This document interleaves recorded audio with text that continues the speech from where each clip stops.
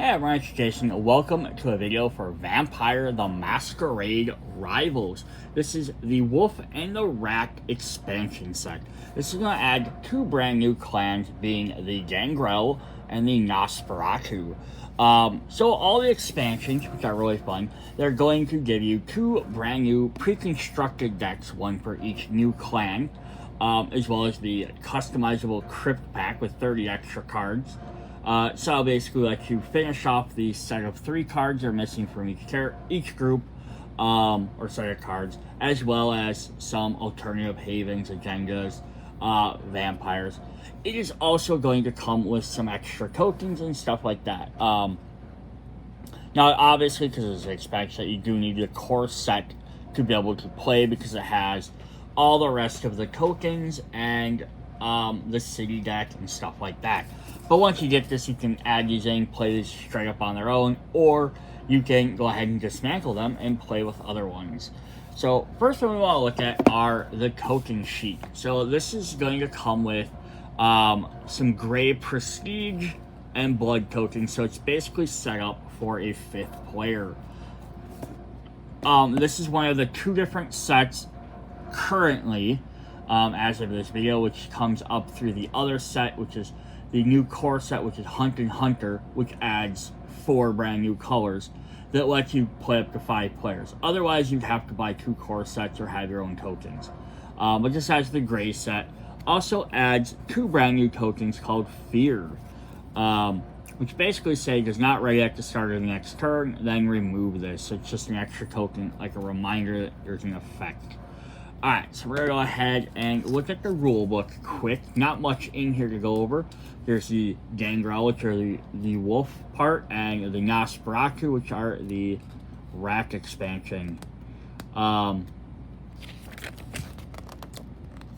yeah, there's our different concepts. So we do have some new concepts and keywords we want to go over from the base game. Updated turn 1 rules for core and all expansions. You cannot target or deal damage to a foe before they have taken their first turn. So basically this means the first player can't attack anybody else, and no one can attack the 4th player until after they've taken their turn. Just because it's not fair for the first 3 players to gang up on the 4th player before they've been able to do anything. We have animals. New type of card that represents many beasts. The clans can call to join upon their struggle for dominance. Vampires with animalism, which is a new discipline. So it is showing in the base game, the discipline is showing, but it wasn't used on any of the 4 original clans. So vampires with animalism may attack animals like they could a title or alchemy once they have paid associated blood cost, giving special abilities. So basically it just gives them new stuff to do. We have the Gangrel, which are our first clan. Just a quick of what they are. The aptly named Clan of the Wolf, the Gangrel, once stalked the countryside, eschewing urban environments favored by other clans. They have since evolved to adapt to life in the city, though they still prefer lurking on the outskirts of town or hiding in the parks instead of patronizing nightclubs or lounging in the posh apartments. And then the Nosferatu are the hideous, compassionate, proud, covert. All these can be said of the Nosferatu and more. Playing the craft in tunnels and sewers beneath the city, this clan strikes without leaving their haven, often sought after for their surveillance skills and spycraft. Nosferatu are cunning, efficient, hunting down vampires and mortals alike. So basically you're going to get like the animal group, and you're going to get the secret spies, kind of the hideous, like old school vampires. And it's kind of neat because they kind of work together in that sense of, they're both like the outskirt vampires. They're not ones that are like in the town. We did miss another keyword up here, discipline. We have the protean, which grants a vampire's power to change forms, such as growing deadly fangs or claws, or even to different creatures or elements. So it's 2 different new ones we're going to get. New other rules, we kind of talked about animals before. Let you attack animals just like anything else. Again, you can only have up to 3 cards attached at a time. There are some effects that generally let you de-attack. In general, if you choose to remove an attachment from a vampire, you must burn it. However, if an effect calls you to remove or discard, such as detaching an effect of an animal, you discard it instead. Just lets you just remove a card without having to like literally burn it. And that's the basis, and there's some card clarifications which we don't really need to go over. Alright, we are going to hop into this. We're going to start with Nosferatu.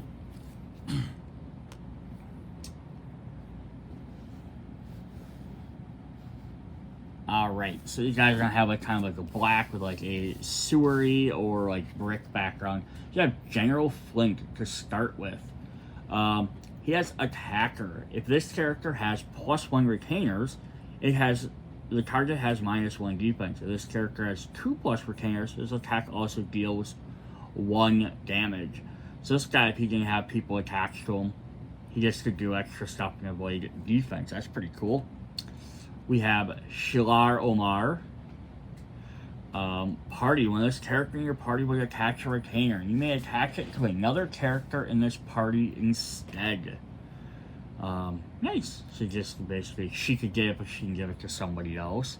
We have Clandestine. Attacker. This attack deals +1 social damage to city deck mortals. It only works for social, which she already has too, so it's actually pretty powerful. Shep Mason. You may attach the sheriff title to this character at no influence cost. Oh, that's actually pretty powerful. The sheriff is in the title in the first game. I think it costs 5 influence to play. So the fact that he can just straight up attach it for free is super helpful. And we have Pong. The first time you detach an animal character from your courier during your turn, draw a card. That's helpful. Kim Fan. Exhaust. Move 1 token from target ongoing or unattached face down card controlled by a player. Use this ability only in the streets. Pay 1 prestige, discard the card instead. Oh, this is neat. So what this is used for a lot will be for lots of conspiracy cards. I mean, there's other things it can do as well. There's an ongoing effect that might have one, but unattached face down cards could be definitely that. So basically, it's the idea of like, this card, I can't use it anymore, I don't need its effect. You can get some of your prestige or get a token off of it. That's kind of cool, rather than maybe worry about getting burned. And then we have Chuha. Party Exhaust. The next attack made by a member of this party has +1 intel versus characters in their haven. So they have a neat thing, because some of the base game characters, I'm just going to talk about them because that's the one everyone would own, have very specific things. Like, one goes after titles, one does conspiracies, one kind of has stuff with schemes. These guys kind of hit a little of everywhere, which one makes them kind of neat because they're a little bit more of a jack of trades in that sense. And then secondly, because if you start combining these, they can combine like 1 or 2 with other decks very easily. So that's very interesting. Then we have the Invisible Army Agenda. When a character in your code area attaches a Vagrant as a retainer, gain 2 Agenda. When you defeat a character with an attached Vagrant, gain 1. Ooh. So yeah, we've had somewhere you gain stuff for just doing retainers, but if you specifically hunt down the Vagrants, you gain more. Or if you stop other people from having them. Very interesting. And then the Sewers. Leader ability. Your leader may attack city deck mortals in the streets without leaving your haven. So okay, this is a little bit more limited because only your leader can do it. But you can basically have your leader sit back in your haven, ignore an attack, and keep attacking your deck mortals, which will let you attach them. And if you actually, it could be an interesting thing, is if you rearrange your deck to get rid of General Flint, although this is kind of nice because she can get extra retainers by doing that, but actually it might be an interesting strategy to have her be your leader, and then every time she attacks, if she defeats someone, you can put it on somebody else instead.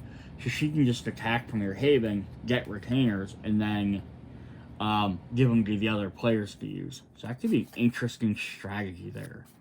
Alright, we have 2 copies of Animal Dominance. It's just gonna have the new discipline here that we didn't use yet, which is I just started Animalism.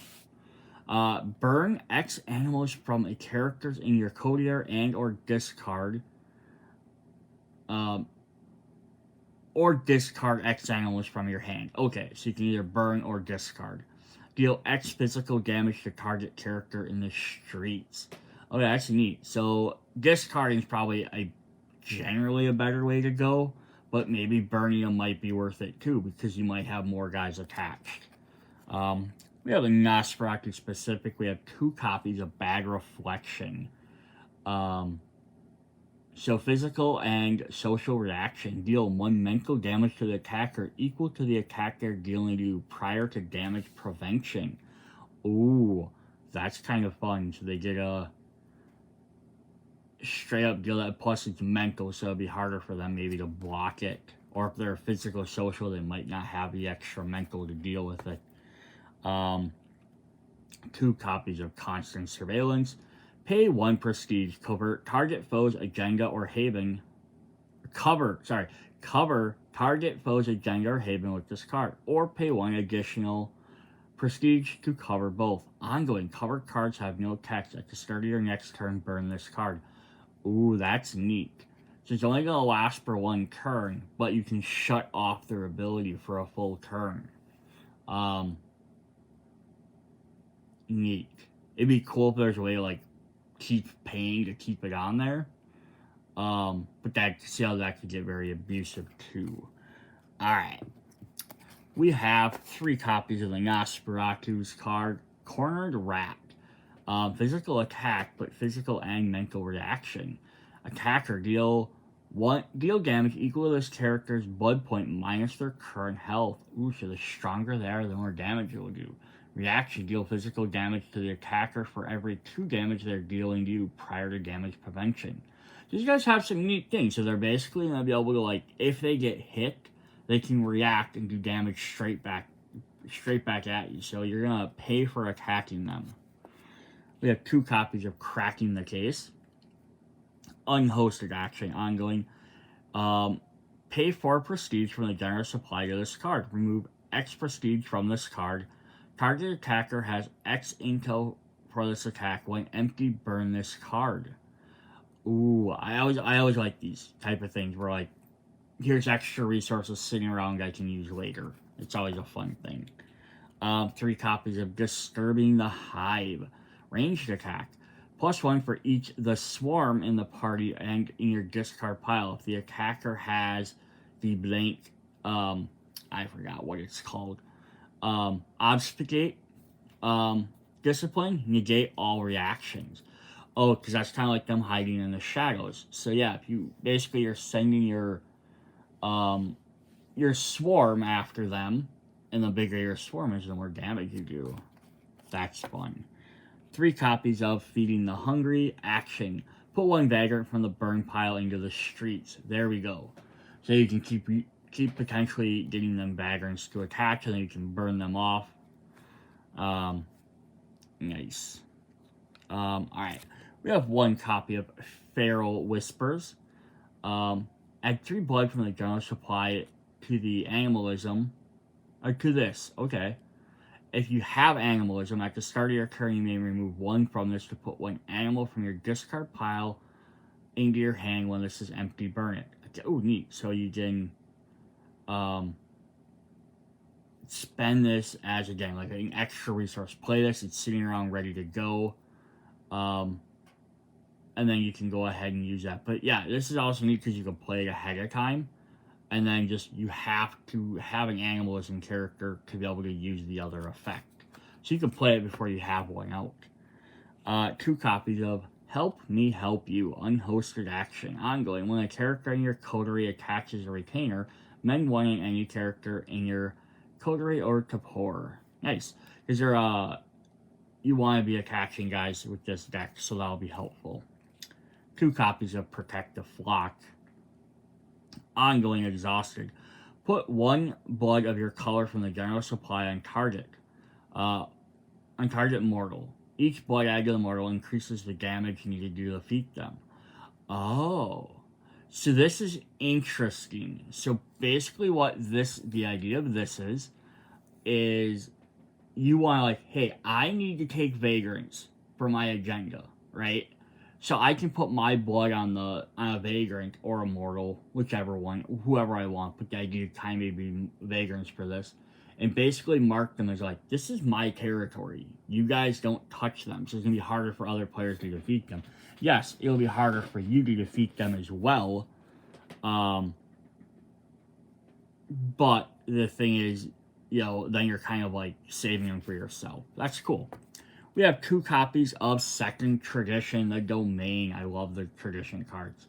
Ongoing Exhaust. Attaches city, deck, citizen, or vagrant in the streets to this card. Maximum of 2. If they are still in the streets, and they may be attacked, foes must pay you 1 prestige to attack mortals attached to this. Oh, okay, so this is kind of like the same idea.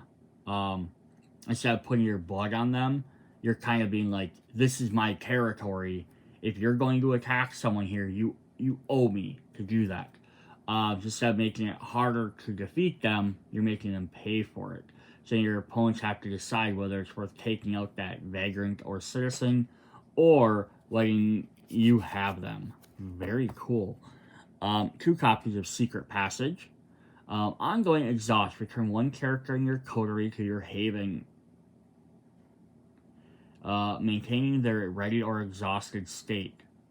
Oh, neat. It's just exhausted to move your characters around. This could help you protect guys. Or, I wish it kind of worked the other direction too.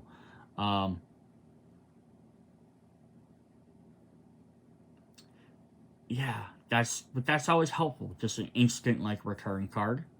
I can argue with that. We have 3 copies of Seeing is Believing. So not many attacks in this set.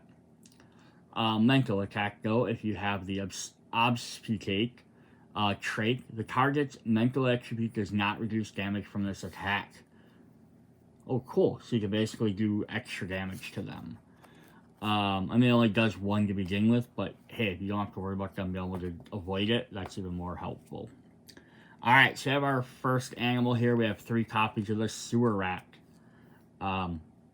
With Animalism, attached to an acting character. Exhaust the Sewer Rat's main 1 on a wounded character in his party. To de-attack, steal 1 from target character and to pour and add it to any character. Oh, so basically you can like weaken guys that are trying to recover, and you can also heal them. Interesting. I'm going to jump right, so long as it's right here, we have our other animal. We have 3 copies of the Swarm. So it's Animalism attached to acting character. Party. This party has +1 defense during non-aggravated, ranged, and physical attacks. So it has to be an aggravated version of each of them, not just a regular version. To de-attack to prevent 1 aggravated damage to this character, which sometimes that 1 aggravated is all as it takes to kill them and burn them. So that could be very useful. 2 copies of the Stampede. Physical attack. If target has -1 defense for each character in this party. If you have the Fist, which I don't remember what that one is, you get +1 defense. Or +1 damage. So that's pretty cool. And then the last 3 cards we have in here are Veiled Threat. Social attack. +1 for each obfuscate this character has. If attach Veiled Threat face down to the target if they have 2 or fewer attachments. Oh, interesting. So why would you want to attach it to them? Because it takes up their attachment slots, and they have no way of getting rid of it. Generally, until they get burned, or they get, not burned, but they get defeated and they go into Tapor. So basically it takes up one of their slots. So it could end up keeping them from getting a title or keeping them from getting other retainers. That's actually pretty cool. Then we do have their 2 deck, our dividers here for your regular deck and your extras. Alright, now we're going to look at Gangrel, the werewolfy type guys. So we have our first one, we have Tamaska. The first time you attack an animal of this character during your turn, ready them and gain 1 action. Well, that's not bad. It's basically your free action for attacking them. So she has Animalism, Protean, and Fortitude, I believe, is what that one is. We have Trinity Voss, Attacker. Party. Attackers in this party do +2 damage to antagonists. So those are the SAG members. The special...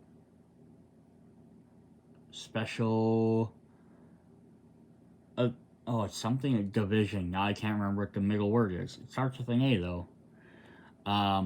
We have Drea Warden. I like how each one of these guys basically has an animal with them. So she has a big dog. I don't think she generally has an animal, but she has, like, that fur collar. So it's kind of like one of the two things. But, like, lots of them have animals. Like, she has a crow with her. Exhaust. Pay 1 blood. Attach an animal from your hand to any character in your coterie. Ignore normal attachment requirements. That's cool. Those guys have lots of ways to attach animals quickly. Summer Moon. There's your little wolf cub there. Attach at the end of your turn, if this character has +1 animal attached, ready them. If +2 animals are attached, they also mend 1. Ooh, that's nice. So you gotta basically keep using them or defend with them. Little Fang. Exhaust. Put 1 animal from your discard pile into your hand. Ghost. Party. Characters with the protein in this party have 1 secrecy in the streets.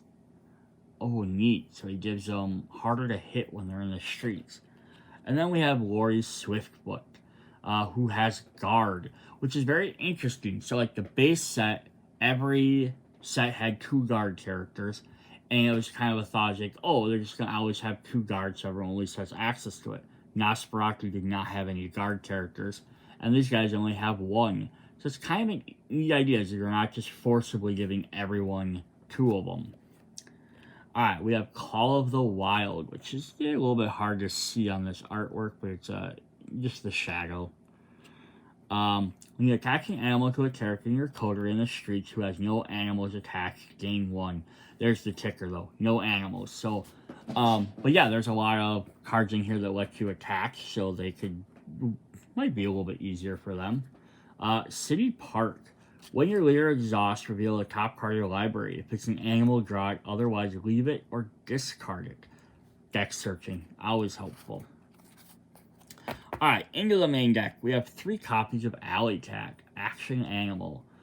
With Animalism, pay 1 blood. Attached to an acting character. This character has 1 secrecy in the streets. Detach.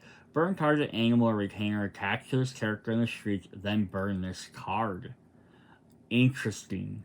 So basically you're sicking your attack on somebody else, sacrificing it for the fact that you're getting rid of somebody else's.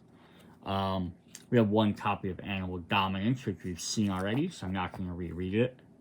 3 copies of Apex Predator. Social attack. Put a fear token on the target. If the attacker is your leader, exhaust target and ready your leader. Okay, cool. So then we have that fear token again, which says, does not ready at the start of the next turn. Then remove this. So if you attack someone, you keep them from, like, you attack them and then they block and they have to exhaust to block. Now they can't ready on their next turn to be able to use. Or if your leader is attacking, you can already exhaust whoever you're attacking, and that keeps them from doing something else. Or maybe using the exhaust ability they have. So it's pretty fun. That is a neat little effect. We have 3 copies of Beasts of War, Physical Attack. Superficial. So +1 damage for each animal in this party. This attack cannot reduce the target's blood below 1. So that's what superficial means. It just does not allow you to... Oop! Falling off my chair. Yeah, it does not allow you to defeat someone. You can do as much damage to them as you possibly can, but you can't actually kill them. But this could be a great combination for something like Molotov or something else where you can just do 1 extra damage to them. We have 2 copies of Bond Familius. Exhaust. Next animal you play this turn costs 1 less to attach. If a character spends an action to play it, ready them. Okay, cool. So if you don't just use a free play somehow. We have 3 copies of Earth Meld. Protein attached to acting character and then mend 2. This character has +2 secrecy at the start of the next turn. Discard, discard. These guys have a lot of secrecy, which is going to make them hard to attack. Because you have to spend 1 intel per every secrecy. Interesting. 1 copy of Feeding Frenzy. Physical attack. +1 damage if the attacker is wounded. And then if you have that symbol, I believe is Fortitude. If this attack defeats a target, the attacker mends 2. Nice, so if you're already wounded, you get to go ahead and get extra damage, and if you actually defeat them, you get a heal 2. So this could work out really well. 3 copies of Feral Claws. Physical attack, just aggravated, which is always good. Just extra way to be able to like burn guys. Normally does 0. So it's not going to boost your attack at all, but hopefully you have enough physical attack and you can get through their defenses. 2 copy of Feral Fangs. Play this card face up +1 damage for each protein this character has. We have 2 more copies of Feral Whispers, which you've seen already. 2 copies of Fight or Flight. Attack, mental attack and reaction. Attacker. If this attacker is blocked, negate target's reaction, if any. Reaction, -1 or +1 defense, an additional +1 for each fortitude this character has, and deal no damage to the attacker. Interesting. So,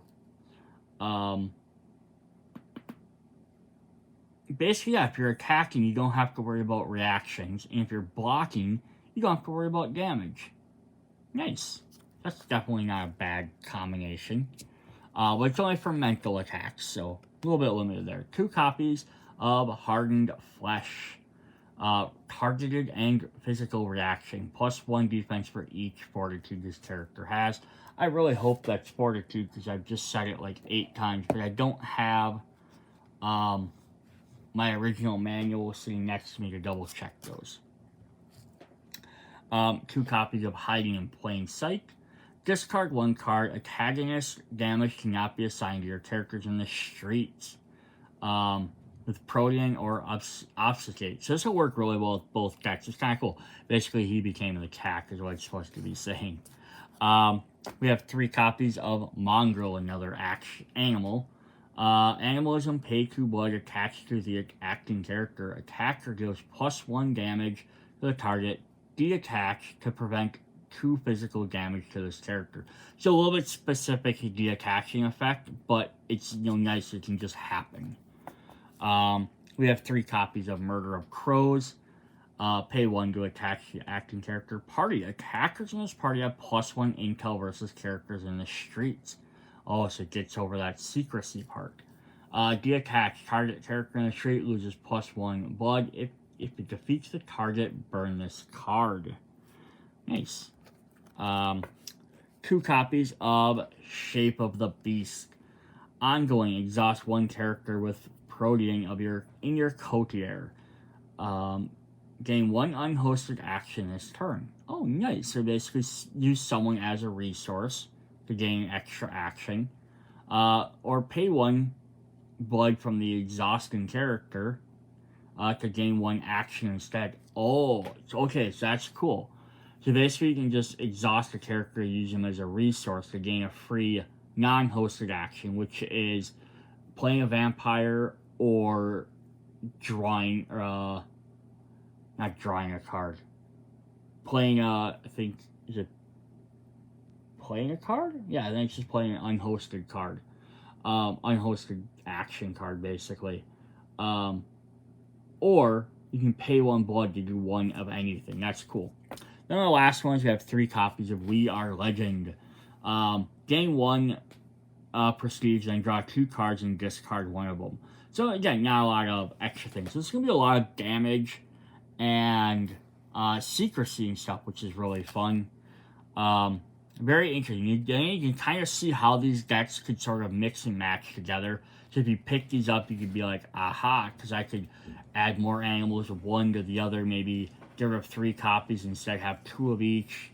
And the obfuscate and the protean and the animalism kind of work back and forth. We have our 2 deck dividers with like the fur. Alright, then the last thing we're going to look at in this video is our crypt deck.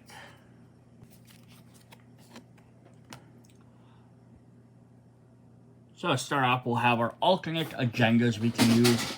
Hoard the Herd.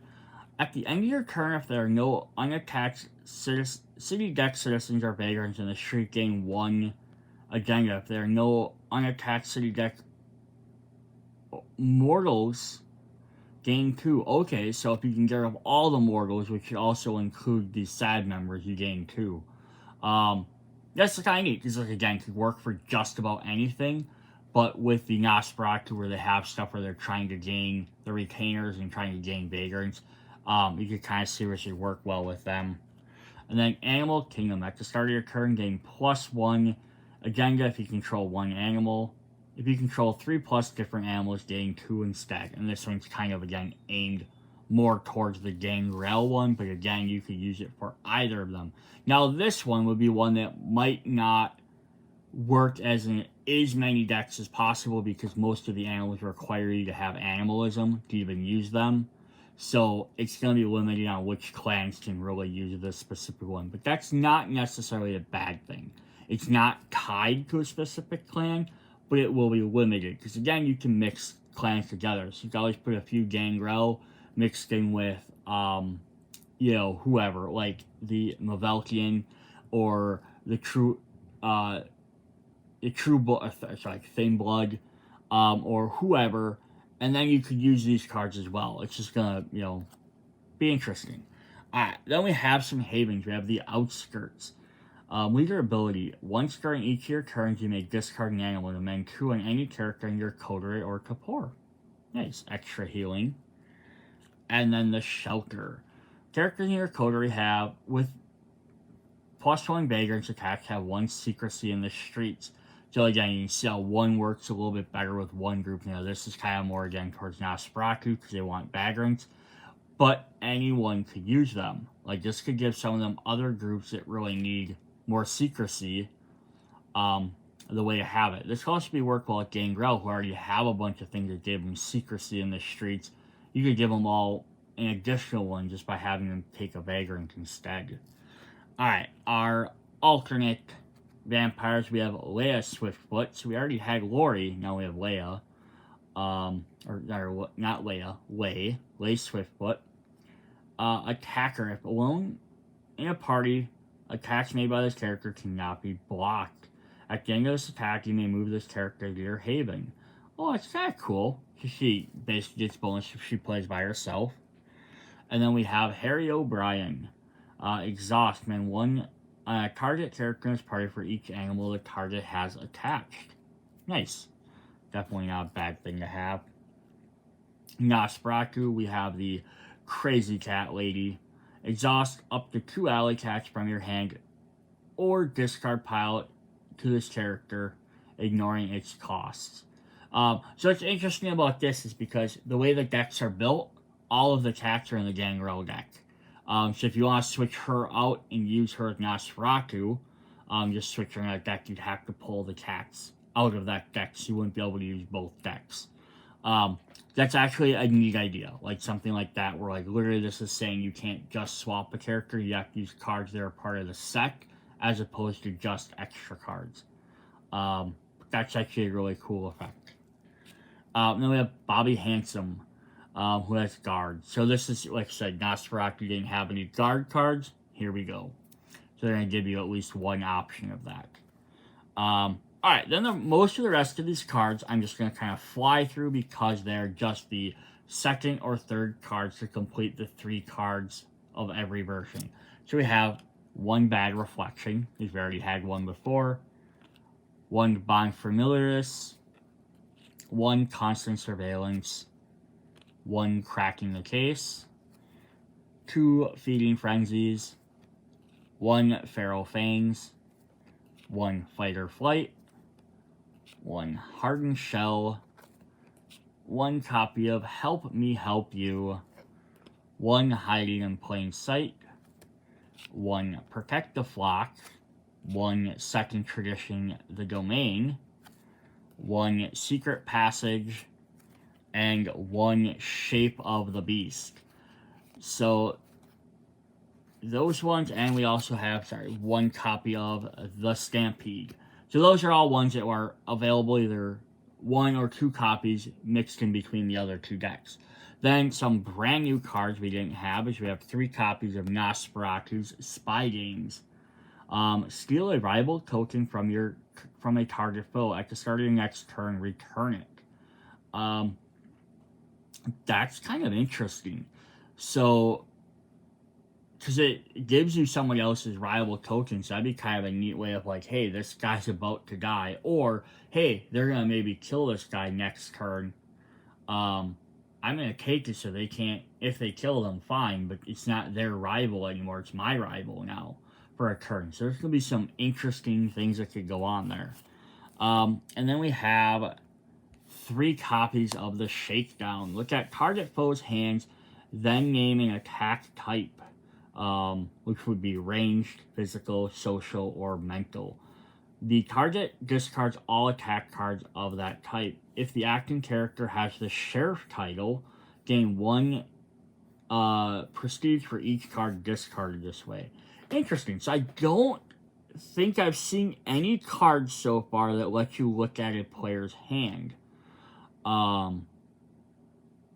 So that might be, this is kind of a gamble at that point. I'm sure there will be cards that let you do that, but it's also neat that interacts with the Sheriff title. We had the other guy, 1 vampire that's actually equipped the Sheriff's title. I like things like that, and like the Crazy Cat Lady specifically uses cats. It's kind of neat when some characters interact, or cards interact with specific other cards.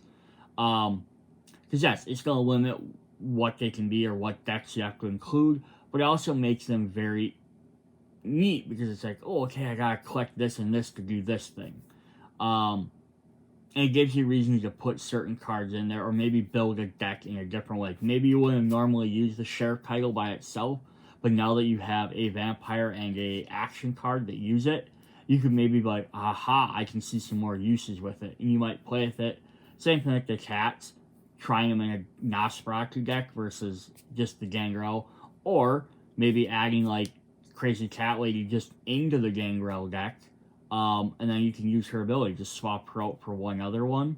That's also an option. Alright, so that is what we have for Vampire Rivals, the Wolf in the Rack expansion. So as our 2 new animal characters, and the 5th player option, unless you buy the other core set, which will add obviously 4 more sets. Even though the game still recommends you only play up to 5 players, and I think that's just because too many players will make the turns take too long, or will take or some players might not get enough time to act in between. Like, if you play like an 8-player game, you might not have enough time to do stuff before someone gets eliminated. If it was player elimination, this player loses all their health or all their prestige, they're out of the game.